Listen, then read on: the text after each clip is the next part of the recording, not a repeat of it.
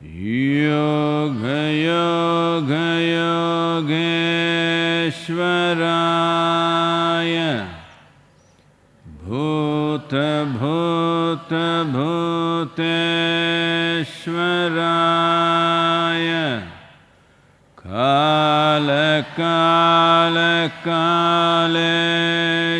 कालकालकालेश्वराय शिव शिव सर्वेश्वराय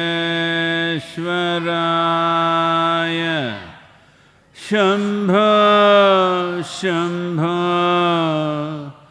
महादेवाय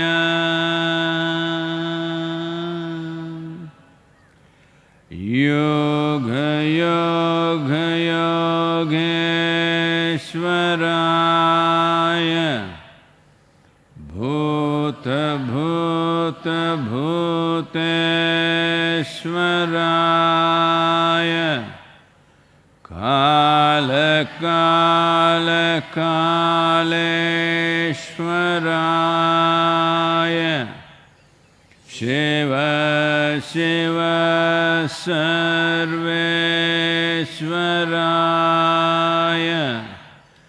शम्भो शम्भो महादेवाय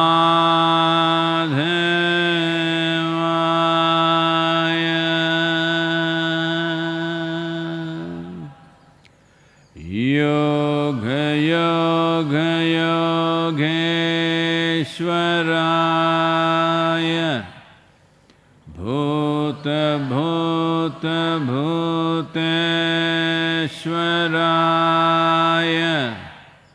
कालकालकालेश्वराय शिव शिव सर्वेश्वराय शम्भो शम्भो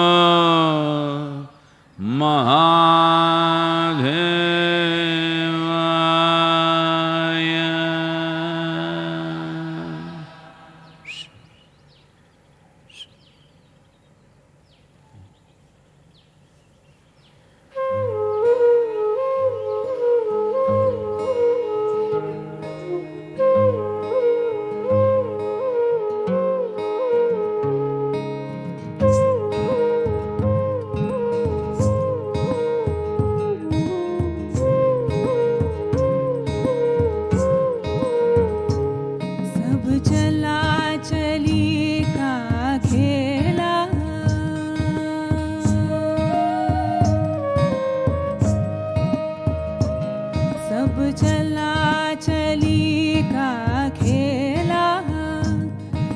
चला चली का खेला, 2 दिन का है जुगमा मेला। सब चला चली का खेला, 2 दिन का है जुगमा मेला। सब चला चली का खेला।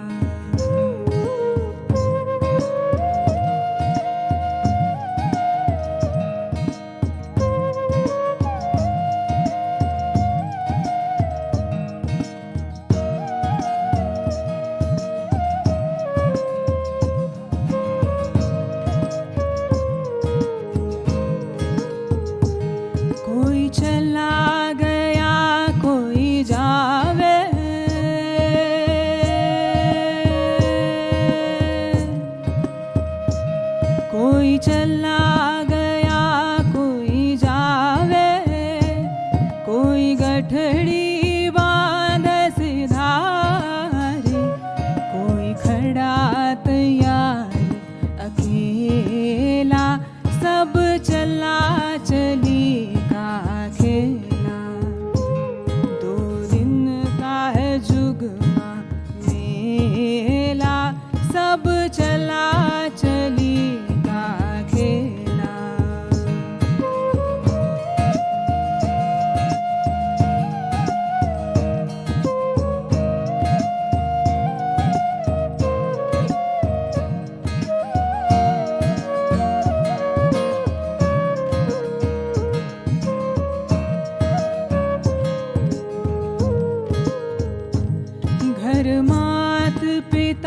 सब भाई,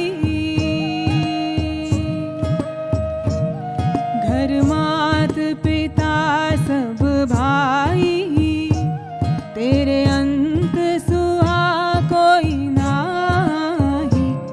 उड़ जाएगा हंस अकेला, सब चला चली का खेला। उड़ जाएगा हंस अकेला, सब चला चली का खेला। उड़ जाएगा हंस अकेला, सब चला चली का खेला।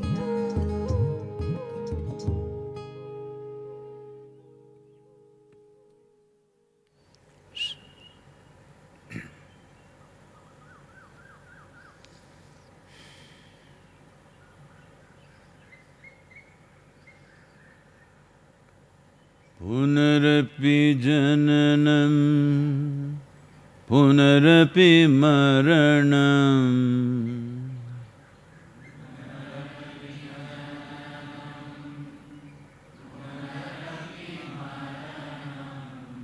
पुनरपि जननी जठरे शयनम्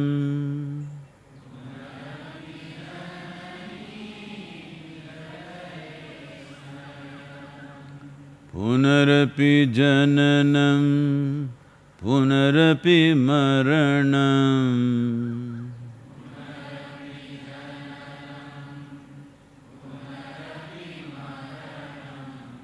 पुनरपि जननी जठरे शयनम्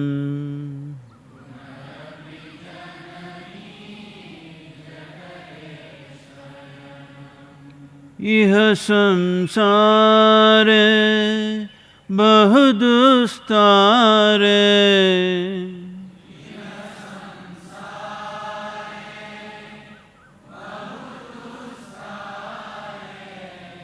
इह संसारे बहुदुस्तारे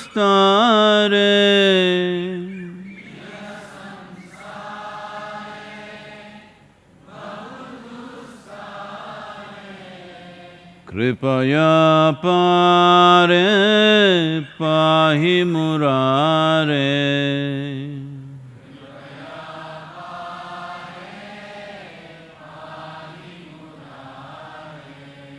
कृपया पारे पाहि मुरारे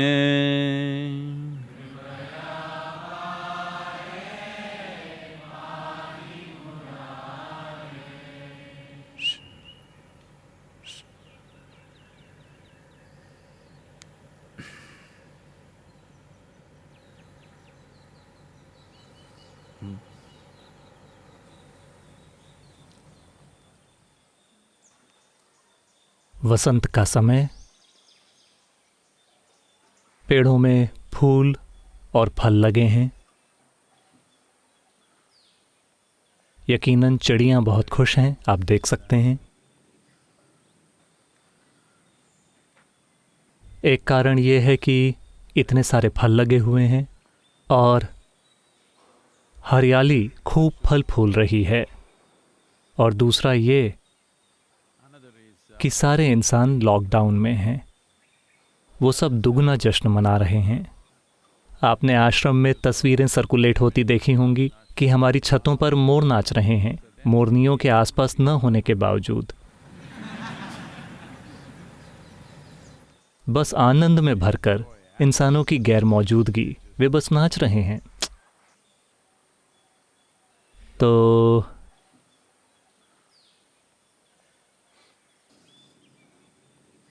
मैं आपको एक कविता पढ़कर सुनाता हूं। इसका शीर्षक है गंदा तुच्छ तर्क।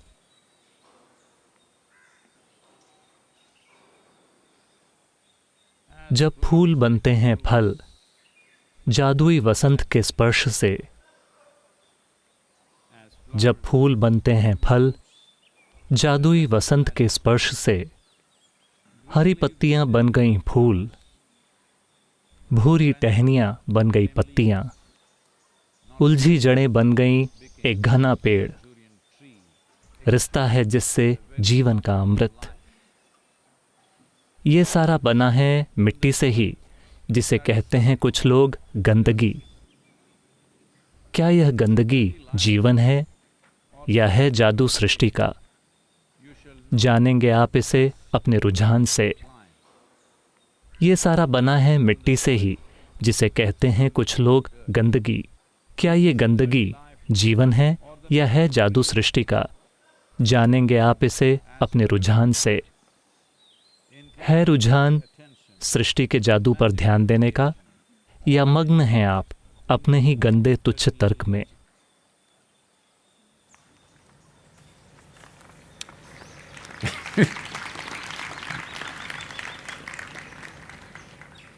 इसका शीर्षक है लॉकअप।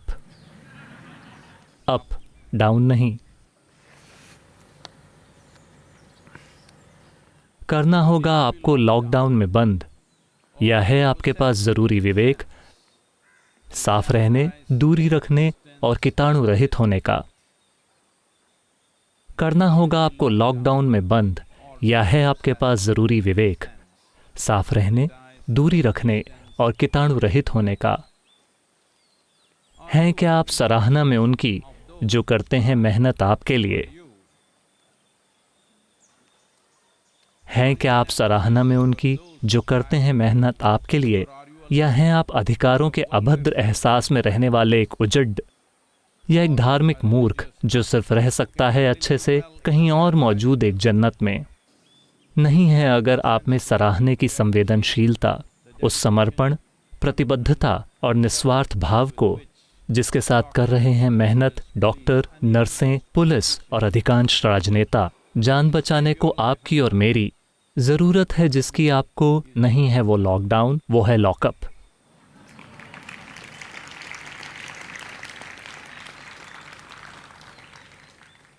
तो 3 महीने तक लॉकडाउन, उसके बाद लॉकअप। तो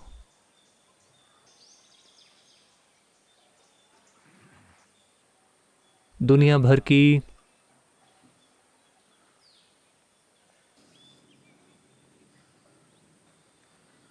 पहले अच्छी खबर या बुरी खबर?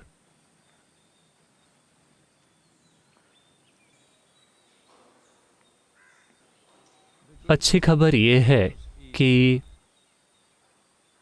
तो कुछ देश जो बहुत ज़्यादा प्रभावित थे, जैसे इटली और स्पेन, वो इसे एक तरह से काबू में ले आए हैं। लेकिन लॉकडाउन के साथ, जब लॉकडाउन ढीला किया जाएगा तब क्या होगा वो अलग बात है। लेकिन अभी मौतों की संख्या में काफ़ी कमी आई है, नए इन्फेक्शंस की संख्या में भी कमी आई है। भारत में भी संख्याओं में गिरावट आ रही है। हालांकि भारत में मौतों की संख्या 500 पार कर गई है, लेकिन ग्राफ धीरे धीरे नीचे आ रहा है। और हॉटस्पॉट्स, जहां इन्फेक्शंस अनजाने में या जानबूझकर फैलाए जा रहे थे, उन सभी इलाकों को बैरिकेड करके अलग कर दिया गया है, तो वो काबू में हैं। उन जगहों पर कुछ मौतें हुई हैं, इसलिए वो भी थोड़े बहुत अनुशासित हो रहे हैं। तो पूरे हालातों की दृष्टि से ये धीरे धीरे नीचे आ रहा है, जो एक बहुत अच्छा संकेत है। लेकिन कल 20 तारीख है, कल रात 12 बजे से कुछ ढील दी जाएगी कुछ खास तरह की आर्थिक गतिविधियों के लिए। यकीनन खेती और कुछ दूसरे ज़रूरी उद्योगों को भी, जिन्हें समाज के जारी रहने के लिए चालू करने की ज़रूरत है। इस थोड़ी बहुत ढील के बाद हमें देखना होगा कि ग्राफ किस दिशा में जाएगा। और 3 मई ज़्यादा दूर नहीं है, क्योंकि वायरस ने अपने कुछ दूसरे गुण दिखाए हैं जिनका हमें शुरुआत में एहसास नहीं था। हमने सोचा कि ये सिर्फ श्वसन तंत्र पर हमला कर रहा है, तो हमने उसके लिए आसान समाधान खोजने की कोशिश की। लेकिन अब ये देखा गया है कि ये टी सेल्स को, या जिसे लिम्फोसाइट्स कहते हैं, उनको नुकसान पहुंचा रहा है, जो हमारे शरीर के अंदर वायरस से लड़ने की मुख्य ताकत होती है। वायरस उनको मिटा रहा है, लगभग वैसे ही जैसे HIV वायरस करता है। इसका मतलब है कि ये एक स्तर पर इम्यून सिस्टम को नष्ट कर रहा है। शायद उस हद तक नहीं जितना HIV करता है, लेकिन लगभग उसी तरह। तो वायरस के बारे में ये नई जानकारी काफ़ी चिंता पैदा कर रही है, क्योंकि इसके लिए हमारा एकमात्र जवाब था अपने इम्यून सिस्टम को मजबूत करना। अब हमारे पास अभी भी वैक्सीन नहीं है, उसमें काफ़ी समय लगेगा। अभी हालात जैसे दिखते हैं उसके अनुसार एकमात्र चीज़ थी ज़्यादा मजबूत इम्यून सिस्टम। लेकिन ये हमारे इम्यून सिस्टम की जड़ पर हमला करके उसे निष्क्रिय कर रहा है। ये टी सेल्स या लिम्फोसाइट्स, उनको मानो पता ही नहीं है कि उन्हें वायरस से लड़ना चाहिए, क्योंकि वायरस उन्हें ही निष्क्रिय कर देता है। ये काफ़ी ज़्यादा चिंता का विषय है। मेरे ख्याल से ये बात वैज्ञानिकों को काफ़ी ज़्यादा परेशान कर रही है, क्योंकि इसे बस एक श्वसन तंत्र से जुड़ी समस्या मानने से काम नहीं चलेगा, क्योंकि ये हमारे मानव तंत्र के एक दूसरे ज़्यादा बुनियादी आयाम पर हमला कर रहा है। तो बेशक ऐसे लोग हैं जिनका मैंने लॉकअप कविता में जिक्र किया है, ऐसे लोग हैं जो अमेरिका में विरोध प्रदर्शन कर रहे हैं। लॉकडाउन के खिलाफ कुछ विरोध प्रदर्शन हो रहे हैं। हालांकि ये भारत की तरह पूरा लॉकडाउन भी नहीं है। भारत में भी यहाँ वहाँ कुछ लोग हैं जो लॉकडाउन को तोड़ रहे हैं और गैर जिम्मेदाराना चीज़ें कर रहे हैं। आज प्रधानमंत्री ने देश के सारे युवाओं से अपील की है कि वो नेतृत्व लें और ये पक्का करें कि लॉकडाउन सफल रहे, क्योंकि इसे आंशिक रूप से सफल करना ये बस समय और ऊर्जा की बर्बादी है और देश को आर्थिक नुकसान पहुंचाना है। अगर ये पूरी तरह सफल हो, सिर्फ तभी लॉकडाउन करने का फ़ायदा है। मैं लॉकडाउन करता हूं लेकिन आप लॉकडाउन नहीं करते, ये किसी काम का नहीं है। हम दोनों ही सड़क पर निकलकर अपना चांस लेते हैं कि हम में से पहले कौन मरता है। लेकिन महिलाओं को एक फ़ायदा है, वायरस ज़्यादातर आदमियों को मार रहा है। ये वो अच्छी खबर है जो मैं आपको देने वाला था, क्योंकि आमतौर पर महिलाओं का इम्यून सिस्टम बेहतर ढंग से काम करता है, क्योंकि उनका शरीर गर्भावस्था को संभालने के लिए तैयार किया गया है। पहला, जब गर्भ धारण होता है तो ये एक बाहरी या अपरिचित चीज़ जैसी होती है महिला के शरीर के अंदर, तो इम्यून सिस्टम हमेशा एक नियंत्रण की अवस्था में होता है। तो इसके बारे में अभी कोई आंकड़े नहीं आ रहे हैं, लेकिन आमतौर पर लोग कह रहे हैं कि ज़्यादातर पुरुष ही मर रहे हैं। लैंगिक असमानता वायरस के साथ भी। वैसे भी हमें खुशी है कि कम से कम महिलाएं सुरक्षित रहेंगी। तो कई चीज़ें आकार ले रही हैं, लेकिन दो चीज़ें जो ज़्यादा चिंता की हैं वो ये है कि वायरस खुद को सिर्फ श्वसन तंत्र तक ही सीमित नहीं रख रहा है। कुछ मरीजों में किडनी और लिवर को हुए नुकसान भी पाए गए हैं। हम नहीं जानते कि ये इक्का दुक्का केस हैं या ये एक ट्रेंड भी हो सकता है। और ज़्यादा चिंता की चीज़ ये है कि ये HIV वायरस की तरह बर्ताव कर रहा है, यानी ये इम्यून सिस्टम पर ही हमला कर रहा है। तो जैसा कि आप अब तक जान गए हैं, इस वायरस के साथ असली समस्या ये है कि हालांकि इससे होने वाली मृत्यु दर पहले हुए सार्स या मेर्स या स्पेनिश फ्लू जितनी नहीं है, लेकिन समस्या ये है कि ये बिना लक्षण के भी फैलता है। कई सारे लोग ऐसे हैं जो इन्फेक्टेड हैं, उनमें 3 हफ्तों तक कोई लक्षण नहीं दिखे हैं, लेकिन वो इसे फैला रहे हैं। तो इसके साथ, इस खास वायरस के साथ, यही असली चुनौती है। तो चाहे जो भी हो, वैसे भी 2 हफ्तों में आर्थिक गतिविधियां चालू हो जाएंगी।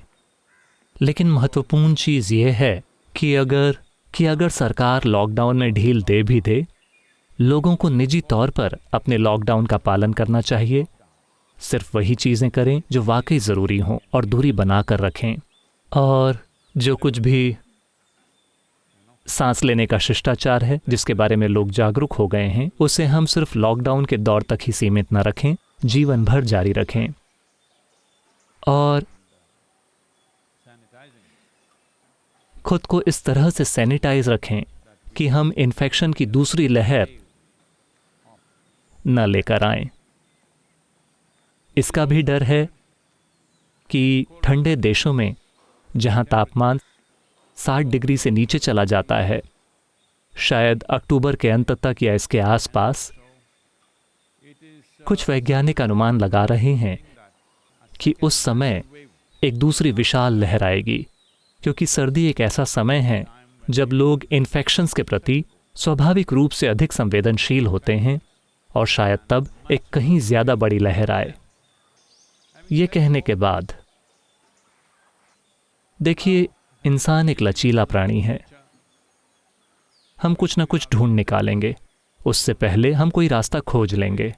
तब तक हर किसी को दूरी बनाए रखनी होगी, और ये बहुत महत्वपूर्ण है आपके जीवन के लिए, आपकी भलाई और दूसरों की भलाई के लिए। आप सोच सकते हैं कि मैं बहुत मजबूत हूँ, या आप सोच सकते हैं कि मैं मरने के लिए तैयार हूँ, क्योंकि लोग ऐसी बातें कह रहे हैं। कोई कहता है मुझे परवाह नहीं है, मैं मरने को तैयार हूँ, मैं बाहर जाकर अपना काम करना चाहता हूँ। आप शायद मरने के लिए तैयार हों, लेकिन आपको ये समझना होगा कि आप एक बड़ी समस्या हैं, चाहे जिंदा हों या मुर्दा। हाँ,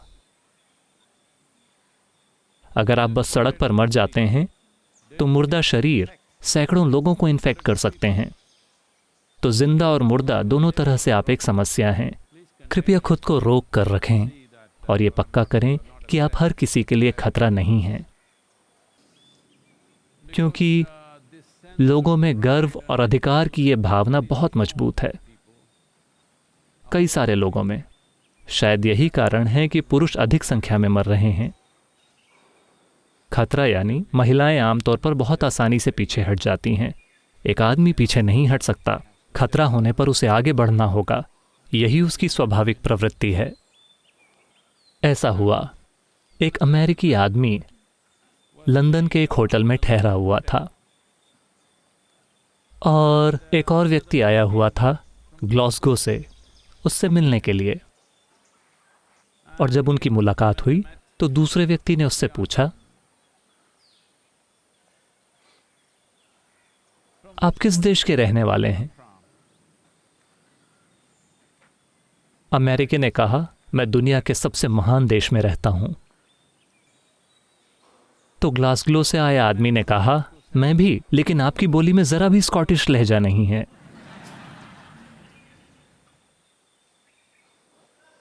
तो ये अधिकार की भावनाएं हावी हो जाएंगी और बहुत नुकसान पहुंचाएंगी।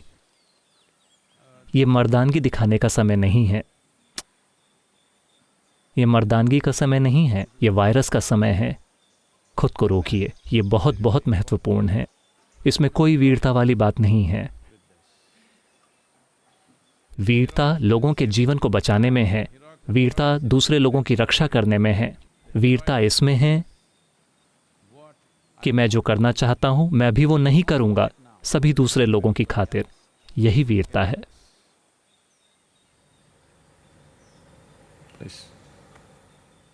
ये सवाल रेचल का है। सद्गुरु, आप हमेशा उन धर्मों का मजाक उड़ाते रहे हैं जो स्वर्ग का वादा करते हैं, लेकिन आपने भी ये वादा किया है कि ये उन सभी लोगों के लिए अंतिम जीवन है जो एक पल के लिए भी आपके साथ रहे हैं। ये दोनों चीजें अलग कैसे हैं? ये विषय डटा हुआ है।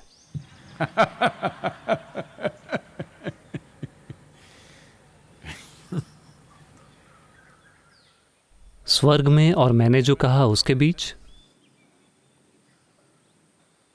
स्वर्ग यानी हेवन, पैराडाइज, वो इसे जो कुछ भी कहते हैं, जन्नत। इसका मतलब ये है कि कुछ जगहों पर बहुत अच्छा खाना मिलता है, कुछ जगहों पर शराब की नदियां बहती हैं, कुछ जगहों पर दूसरी तरह की समस्याएं हैं।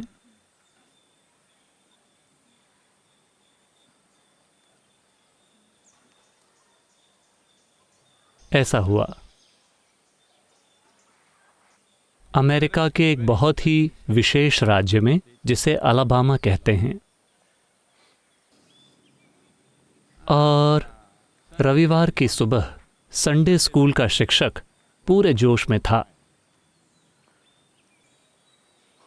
दुर्भाग्य से श्रोता आपकी तरह नहीं थे, बस छोटे छोटे बच्चे, बचपन में पकड़ने की नीति। पूरे जोश के साथ अपना पाठ पढ़ाते हुए शिक्षक ने रुककर पूछा, स्वर्ग जाने के लिए आपको क्या करना होगा? छोटी सी मैरी, जो हमेशा पहली पंक्ति में बैठती है, खड़े होकर बोली, अगर मैं हर रविवार की सुबह चर्च के फर्श को साफ करूंगी तो मैं स्वर्ग जाऊंगी। बिल्कुल सही। एक और छोटी लड़की ने खड़े होकर कहा, अगर मैं अपना जेब खर्च अपनी कम पैसे वाली सहेली के साथ साझा करूं तो मैं स्वर्ग जाऊंगी। सही कहा। एक और छोटे से लड़के ने खड़े होकर कहा, अगर मैं ज़रूरतमंद लोगों की मदद करूं तो मैं स्वर्ग जाऊंगा। सही कहा। छोटे टॉमी ने खड़े होकर कहा, पहले आपको मरना होगा। तो यही योग्यता है, पहले आपको मरना होगा। जब आप मर जाते हैं तो आपको पता होना चाहिए, क्योंकि हमारी डेथ बुक का शीर्षक है उन सब के लिए एक पुस्तक जो मरेंगे, केवल उनके लिए। और आप में से ज़्यादातर लोगों को एहसास हो गया है कि आप सभी मरने वालों में से हैं। अभी नहीं, मैं नहीं चाहता कि आप वायरस से मरें, अपने समय पर। तो आप सभी मरने वालों में से हैं। आपको पता होना चाहिए कि स्वर्ग में क्या है। आपको नहीं पता? तो हिंदू स्वर्ग में खाना बहुत अच्छा है। अगर आप खाने के शौकीन हैं तो वो सबसे अच्छी जगह है। वहाँ एक बर्तन है, वो एक अक्षय पात्र है। यानी आप जितना चाहें उतना खा सकते हैं, वो कभी खाली नहीं होता, वो हमेशा भरा रहता है। तो अगर आप खाने के शौकीन हैं तो हिंदू स्वर्ग आपके जाने के लिए सबसे अच्छी जगह है। अगर आप दूसरी जगह जाते हैं तो वहाँ सफ़ेद गाउन वाली महिलाएं होंगी जो बादलों में तैर रही होंगी। अगर आपको उस तरह का माहौल पसंद है तो आप वहाँ जाइए। वहाँ खाना अच्छा नहीं है, सूखी ब्रेड और पानी।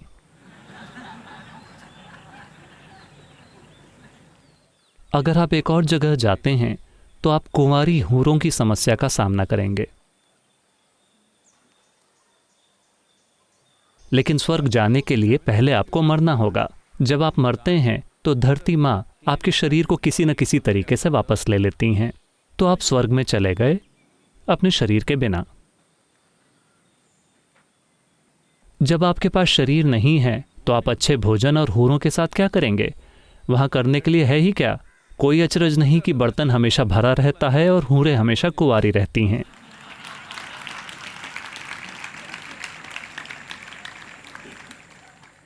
अगर आप डाइनिंग हॉल में जाते हैं बिना शरीर के तो खाना वैसे का वैसा ही रहेगा।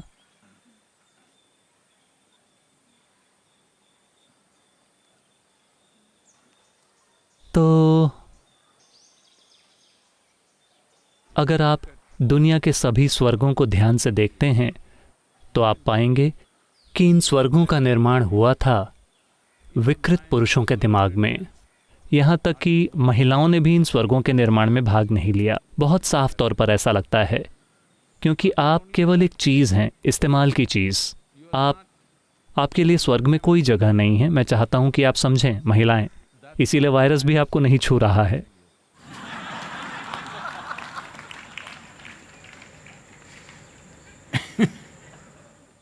तो मैंने किसी को स्वर्ग का प्रस्ताव नहीं दिया। अगर आप समझते हैं, आप एक जीवन के रूप में, आप एक व्यक्ति के रूप में, चलिए इसे एक व्यक्ति के रूप में देखते हैं। एक व्यक्ति के रूप में आपका निर्माण हुआ था जानकारी और भोजन से, वही सामग्री थी। अगर हम आपके पास मौजूद सभी छापों को निकाल लेते हैं, अगर हम आप में से सारी यादों को निकाल लेते हैं, मैं हर तरह की यादों की बात कर रहा हूँ, सचेतन यादें, अचेतन यादें, व्यक्त यादें, अव्यक्त यादें, कर्म की यादें, जेनेटिक यादें, विकास प्रक्रिया की यादें, सब कुछ हमने सारी यादें आप में से निकाल लीं। क्या आपको लगता है कि आपके पास कोई आकार रहेगा? इन सभी यादों के आपके भीतर काम करने के कारण ही आपने ये आकार लिया है। आपको लगता है कि आप एक व्यक्ति हैं। एक तरह से देखा जाए तो आप बस एक बहुत जटिल सॉफ्टवेयर की एक मात्रा हैं। अभी आपको ये समझना चाहिए, अब वो रोबोट मानवों का निर्माण कर रहे हैं। देखिए, वो भी पहला रोबोट मानव उन्होंने एक महिला बनाई, क्योंकि आपके साथ स्वर्ग में पक्षपात हुआ है, हम यहाँ उसकी भरपाई करने की कोशिश कर रहे हैं। तो उनकी अपनी खुद की विशेषताएं बनती जा रही हैं। उनका अपना खुद का चरित्र है, अपना खुद का व्यक्तित्व है, क्योंकि सॉफ्टवेयर अधिक से अधिक जटिल होता जा रहा है। अब धीरे धीरे एक व्यक्तित्व विकसित हो रहा है। आपके साथ भी यही हुआ है। एक बहुत ही जटिल सॉफ्टवेयर है, इसलिए आपके पास एक व्यक्तित्व है। तो अगर हम इस सॉफ्टवेयर को मिटा देते हैं तो एक व्यक्ति के रूप में आपका अस्तित्व मिट जाएगा। तो यह आपके ऊपर है कि आप इसे एक इनाम की तरह देखते हैं या खतरे की तरह, लेकिन ये दोनों ही नहीं है, क्योंकि आपने एक बुलबुले का निर्माण किया है। कुछ मात्रा की जानकारी और सामग्री से आपने उसमें जीवन की कुछ मात्रा फंसाई है और ये कुछ समय के लिए चलता रहता है।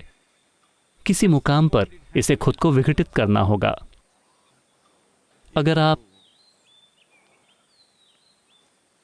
ये एक फल की तरह है, पकने के बाद ये गिर जाएगा। तो हम केवल जीवन को पकाने के बारे में बात कर रहे हैं, जल्दी से जल्दी। आप धीरे धीरे पकना चाहते हैं, कोई बात नहीं, लेकिन इससे पहले कि आप पर्याप्त पकें, आप तोतों की आवाज़ सुन रहे हैं, शायद वो आपको खा जाएं। कोई लड़का आप पर पत्थर फेंकेगा और आप नीचे गिर जाएंगे। इससे पहले कि आप पकें, आपके साथ बहुत कुछ हो सकता है। तो एक बुद्धिमान इंसान ये करेगा कि जैसे ही उसे पता चलता है कि जल्दी से पकने का एक तरीका है, वो उस ओर बढ़ना शुरू कर देगा, जितनी जल्दी हो सके उतनी जल्दी। मैंने सिर्फ ये कहा था कि मैं आपको इस तरह से पका दूंगा कि स्वाभाविक रूप से फल गिर जाएगा। मैंने आपसे ये नहीं कहा कि मैं आपको ऊपर स्वर्ग में फेंक दूंगा। और मुझे पता है कि अगर मैं आपको एक ऐसा बर्तन दूं जो हर समय भोजन से भरा हो, तो शायद असीमित विस्तार होगा। वो एक अच्छा बर्तन नहीं है। उन बर्तनों की कल्पना उस समय की गई थी जब अकाल और सूखे पड़ते थे, जब लोगों के पास खाने के लिए कुछ भी नहीं था। वो किस चीज़ का सपना देखेंगे? उनके घर में एक ऐसा बर्तन जो हमेशा खाली रहता है, कुछ कृपा हो, और अगर ये बर्तन ऐसा बन जाए कि ये हर समय भरा रहे। अक्षय, ये एक भूखे आदमी का सपना है। ये एक ऐसे आदमी का सपना है जिसका परिवार भूख से मर रहा है। लेकिन सौभाग्य से जीवन का वो दौर बीत चुका है। अब समय आ गया है कि आप थोड़ी बेहतर चीजों का सपना देखें। समय आ गया है कि आप थोड़ी बेहतर चीजों का सपना देखें। और दूसरे सपने में उनके बारे में बात नहीं करना चाहता, वरना वो बहुत बुरा हो जाएगा। तो मैं आपको पकाने और आपके व्यक्तित्व को विघटित करने के बारे में बात कर रहा हूं, ताकि जीवन केवल जीवन के रूप में तैरे, अपनी पूरी भव्यता और सुंदरता के साथ, न कि एक कब्ज से पीड़ित व्यक्ति के रूप में। एक व्यक्ति एक कब्ज जैसा जीवन है। मैं चाहता हूं कि आप इसे समझें। आप चाहे कितने भी महान व्यक्तित्व हों, व्यक्तित्व एक सीमित अस्तित्व है। जब आप यहाँ एक व्यक्ति के रूप में होते हैं तो ये आप बनाम ब्रह्मांड होता है। चाहे आप इसके प्रति जागरूक हों या ना हों, ये आप बनाम ब्रह्मांड है हर समय। तो अगर आपने इसे पर्याप्त देख लिया है तो आप जल्दी पकना चाहेंगे। मैंने कहा कि मैं आपको जल्दी से पकने और नीचे गिरने में मदद कर सकता हूं, ऊपर उड़ने में नहीं।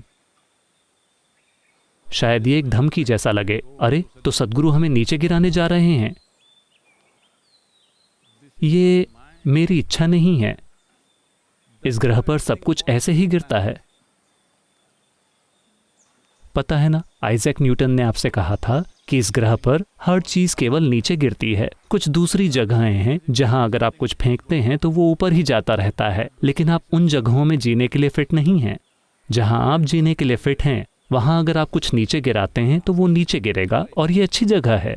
नीचे कोई बुरी जगह नहीं है। ऊपर का अर्थ है खो जाना, नीचे यानी आपने अपनी पृथ्वी को पा लिया है, आपके लिए सबसे अनुकूल ग्रह। नीचे यानी आप नीचे गिर सकते हैं। और देखिए, आम नीचे गिरना चाहता है। वो ये नहीं सोच रहा है कि आप कैसे आम का आनंद लेंगे, ये नीचे गिरने की सोच रहा है। और उसमें पर्याप्त खाद है जो आपको लगता है कि एक फल है, और ये ऊपर उठना चाहता है। उससे एक और नया आम का पेड़ उगना चाहता है। यही उसकी इच्छा है। इसे मीठा बनाया गया है ताकि जानवर और आप भी इसे दूर ले जा सकें और बीज को वहां फेंक दें, वरना अगर सारे बीज पेड़ की छांव में गिर गए तो क्या करें? वो उम्मीद कर रहा है कि आप बीज को नहीं खाएंगे। आम के पेड़ की यही चाहत है। मैं सिर्फ इसलिए जाहिर कर रहा हूं क्योंकि मैं उनसे प्यार करता हूं। आम के पेड़ की चाहत है कि आप फल खाएंगे, और आप में आभार की इतनी भावना तो होगी ही कि आप कहीं ना कहीं बीज बो देंगे। उनकी यही चाहत है। लेकिन ज़्यादातर इंसानों को पता नहीं होता कि आम एक पेड़ से आते हैं। उन्हें लगता है कि वो एक दुकान के काउंटर से आते हैं, तो वो इसे खाने के बाद कचरे के डिब्बे में फेंक रहे हैं।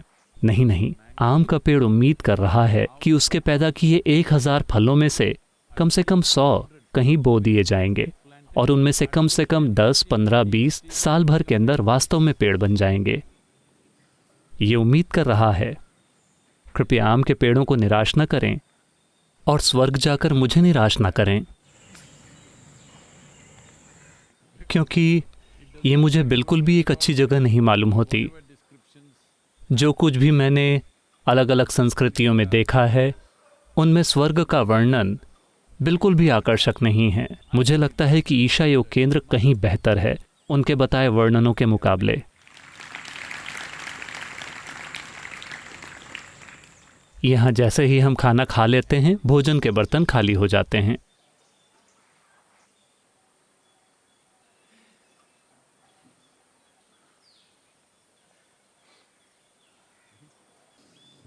अगला सवाल अर्चना ने पूछा है। नमस्कारम सद्गुरु, कल आप भक्ति और विश्वास के बारे में बात कर रहे थे। मेरा सवाल ये है कि विचार और भावनाएं जुड़े हुए होते हैं और दोनों ही मेरे बनाए हुए हैं। तो जो व्यक्ति समर्पित है उसमें अपने आराध्य के प्रति विचार हो सकते हैं, और जो व्यक्ति किसी चीज़ में विश्वास करता है उसमें उसके प्रति गहरी भावनाएं हो सकती हैं।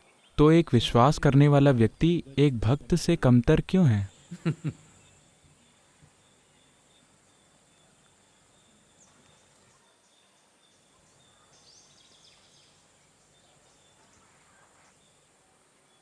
देखिए, खास तौर पर देश के इस हिस्से में, लगभग पूरे देश में, लेकिन खास तौर पर देश के इस हिस्से में अब कुछ चीज़ें बदल गई हैं। वरना आप दक्षिण भारत में कहीं भी जाएं, दक्कन के पठार के दक्षिण में आप जहां भी जाएं, आपको सैकड़ों क्यों, आपको हजारों मंदिर मिलेंगे शिव के।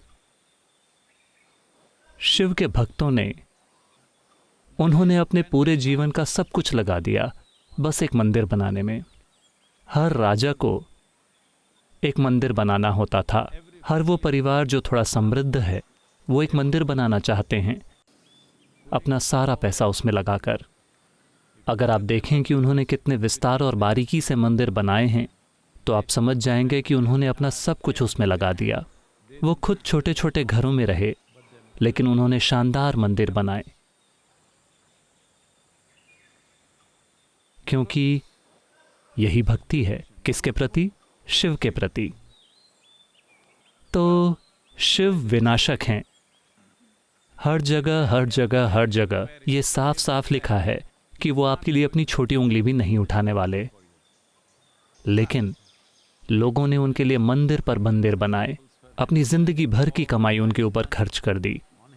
एक ऐसा आदमी जो आपको कुछ भी नहीं देने वाला है, और केवल इतना ही नहीं, वो आपको हमेशा यूं देखते रहते हैं मानो वो आपका विनाश करने वाले हों।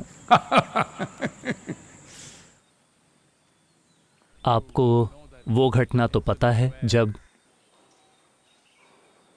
सप्त ऋषियों के शिव के साथ कई दशकों तक ज्ञान प्राप्त करने और सीखने और अनुभव करने के बाद शिव कहते हैं आप जाइए, अलग अलग देशों में, दुनिया के अलग अलग हिस्सों में आपको जाना होगा और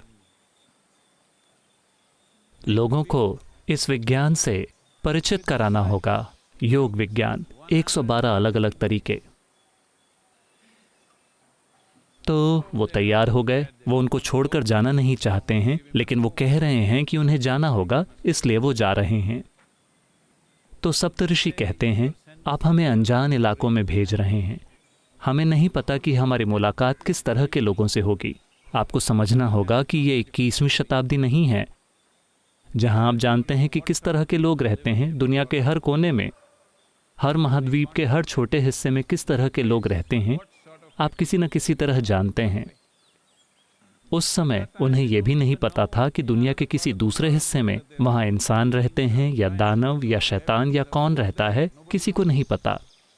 तो वो पूछ रहे हैं जब हम वहां जाएंगे तो हम नहीं जानते कि वो हमारे प्रति ग्रहणशील होंगे या नहीं।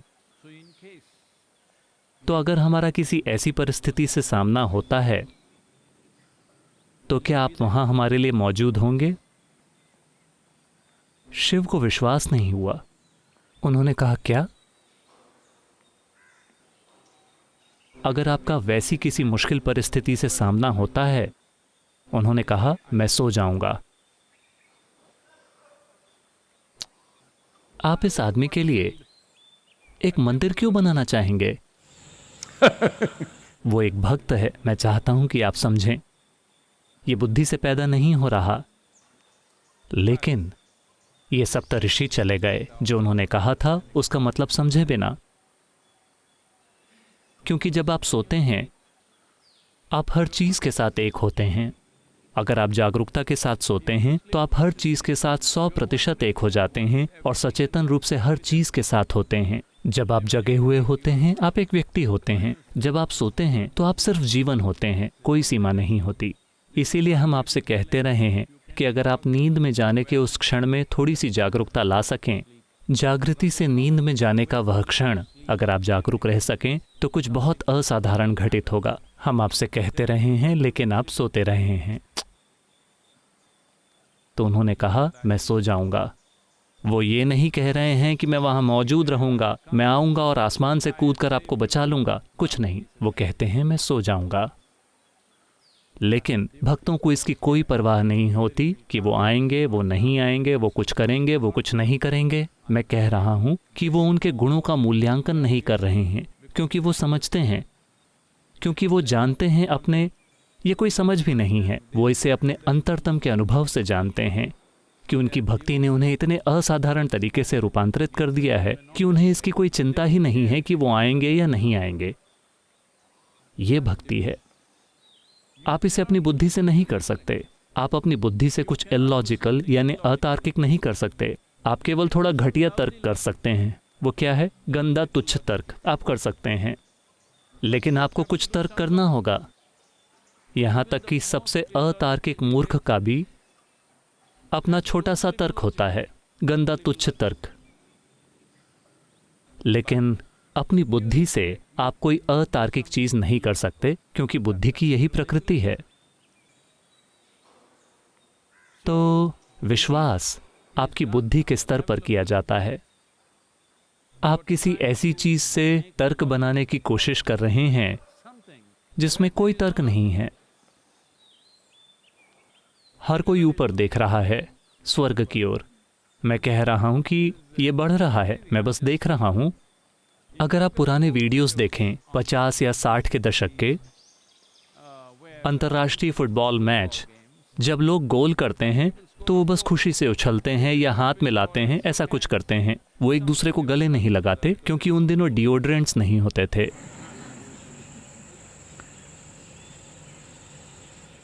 लेकिन कोई भी ऊपर देखकर भगवान का शुक्रिया नहीं करता था। लेकिन आजकल लगभग हर कोई या ज्यादातर लोग जैसे ही वो गोल करते हैं, और क्रिकेट के मैचों में तो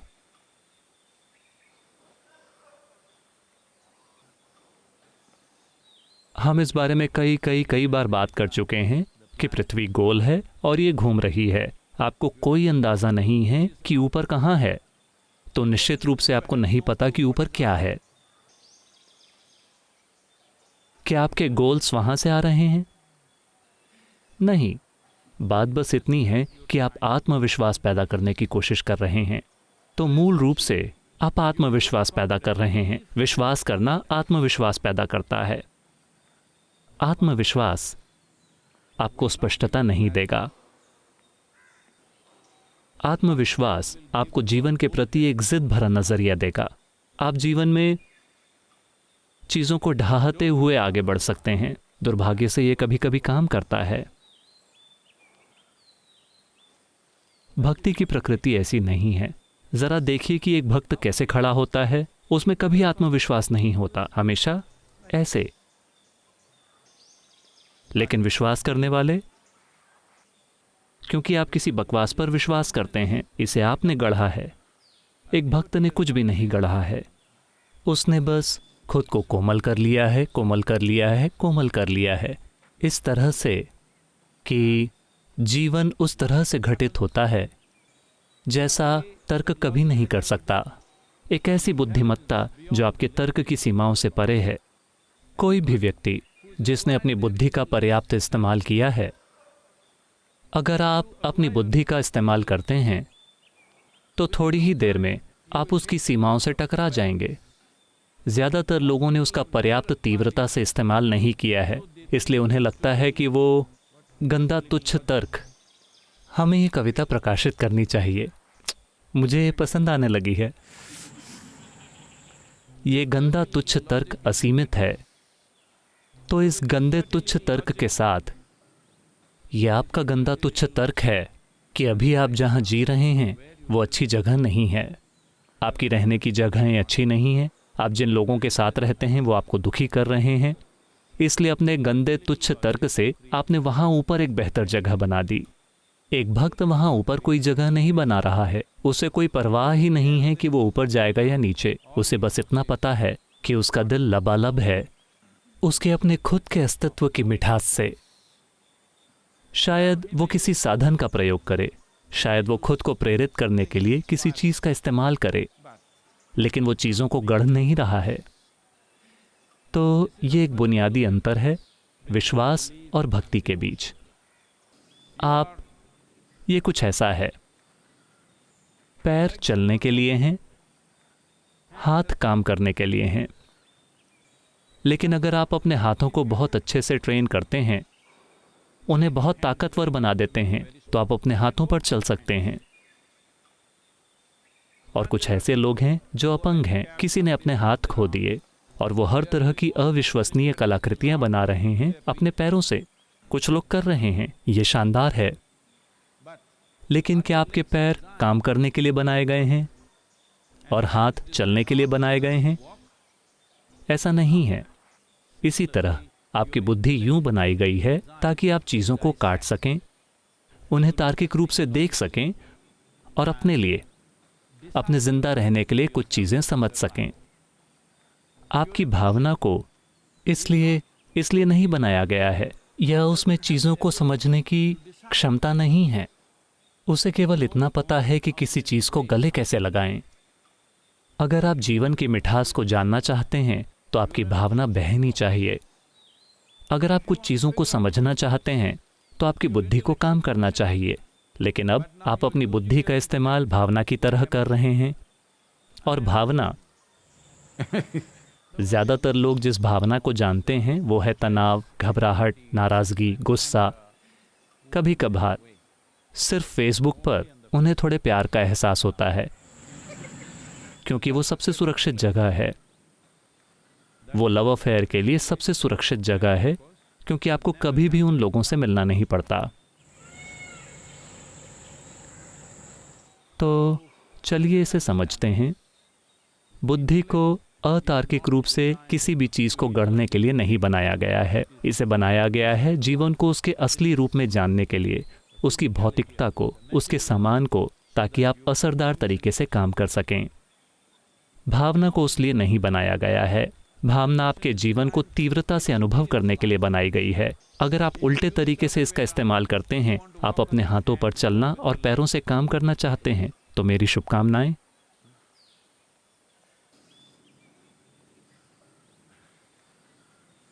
ये कुछ ऐसा है, ऐसा हुआ।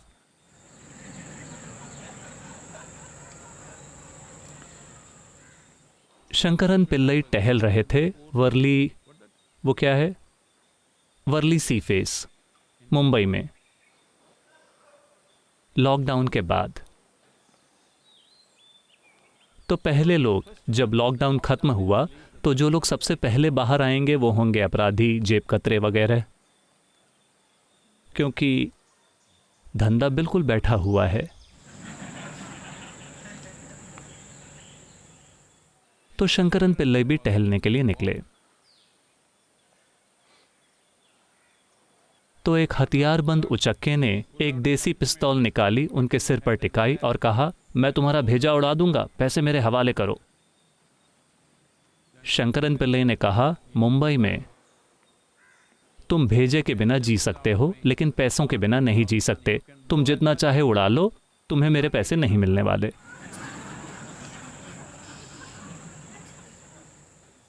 भेजे की जरूरत, बुद्धि की जरूरत कुछ चीजों के लिए है, दूसरी चीजों की जरूरत दूसरी चीजों के लिए है। योग योग योगेश्वराय भूत भूत भूतेश्वराय काल काल कालेश्वराय शिव शिव सर्वेश्वराय शंभो शंभो महादेवाय।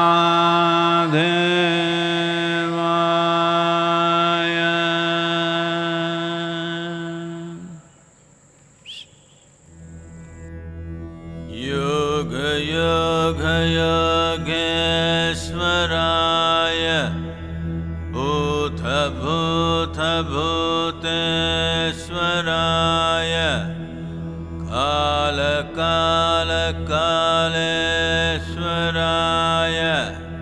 शिव शिव सर्वेश्वराय शंभो शंभो महादेवाय।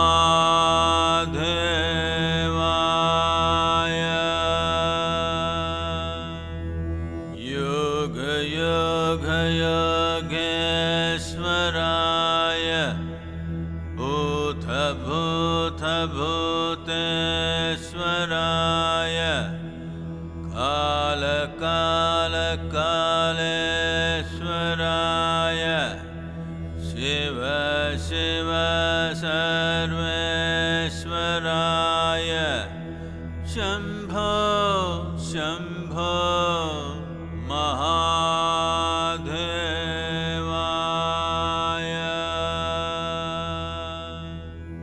योग योग योगेश्वराय भूत भूत भूतेश्वराय काल काल कालेश्वराय शिव शिव सर्वेश्वराय शम्य